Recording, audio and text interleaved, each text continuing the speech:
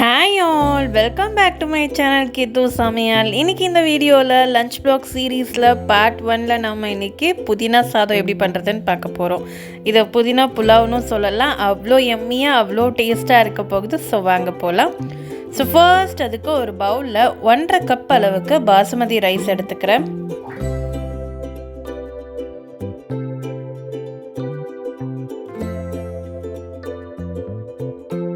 இந்த பாசுமதி ரைஸ் எல்லாத்தையுமே தண்ணியில் நல்லா வாஷ் பண்ணி எடுத்துக்கலாம். இப்போ இதில் நான் 2 கிளாஸ் அளவுக்கு தண்ணி சேர்த்துக்கிறேன். நான் 1.5 கப் அளவுக்கு அரிசி எடுத்ததுனால இதில் மொத்தமாக நான் 2.5 கிளாஸ் அளவுக்கு தண்ணி சேர்க்கணும். ஸோ இப்போ 2 கிளாஸ் அளவு தண்ணி சேர்த்து நம்ம ஊற வச்சுக்கலாம்.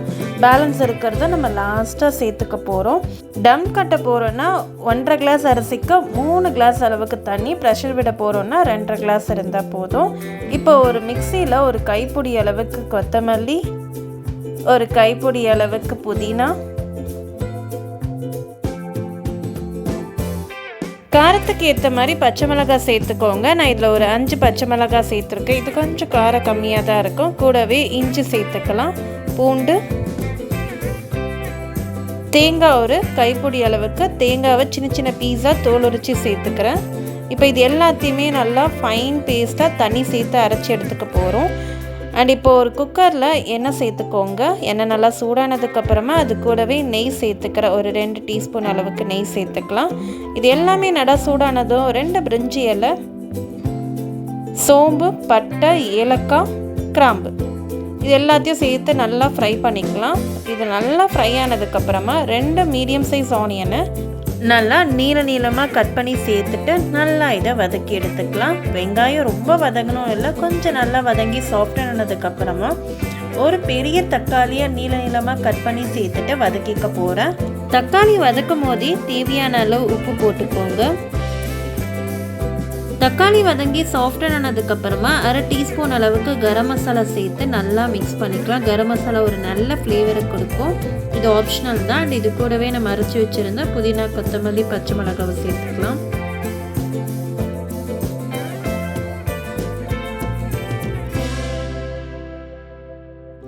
இது நல்லா மிக்ஸ் பண்ணதுக்கப்புறமா இது கூடவே நீங்கள் என்ன வெஜிடபிள் வேணாலும் சேர்த்துக்கலாம். கேரட், பீன்ஸ், உருளைக்கிழங்குலாம் சேர்த்துக்கலாம். நான் இதில் பச்சை பட்டாணி சேர்த்துருக்கேன். அதுவும் ஃப்ரெஷ்ஷாக இருக்க பச்சை பட்டாணி சேர்த்திங்கன்னா நல்ல ஒரு ஃப்ளேவர் கொடுக்கும்.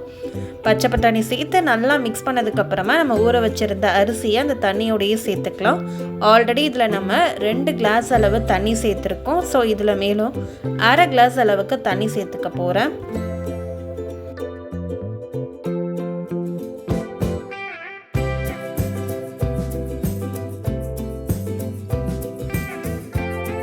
இப்போ இது நல்லா நம்ம ப்ரெஷர் விட்டு தான் எடுக்க போகிறோம். ஸோ அதனால தான் நம்ம 2.5 கிளாஸ் அளவுக்கு 1.5 கப் அரிசிக்கு தண்ணி சேர்த்துருக்கோம்.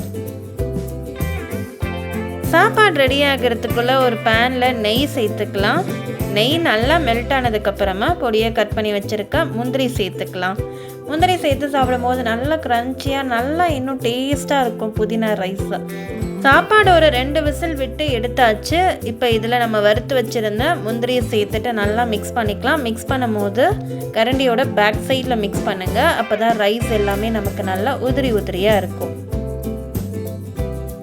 அவ்வளோதான் ஃப்ரெண்ட்ஸ், நல்லா யம்மியான டேஸ்டான புதினா சாதம் ரெடி ஆகிடுச்சு. இதே போல் வேறு ஒரு சீரீஸில் பார்க்கலாம். அண்ட் அதுக்கு முன்னாடி என்னோட சேனலில் ஃபர்ஸ்ட் டைமாக பார்க்குறீங்கன்னா மறக்காம சப்ஸ்கிரைப் பண்ணியும் பெல் ஐக்கானே கிளிக் பண்ணி வச்சுக்கோங்க.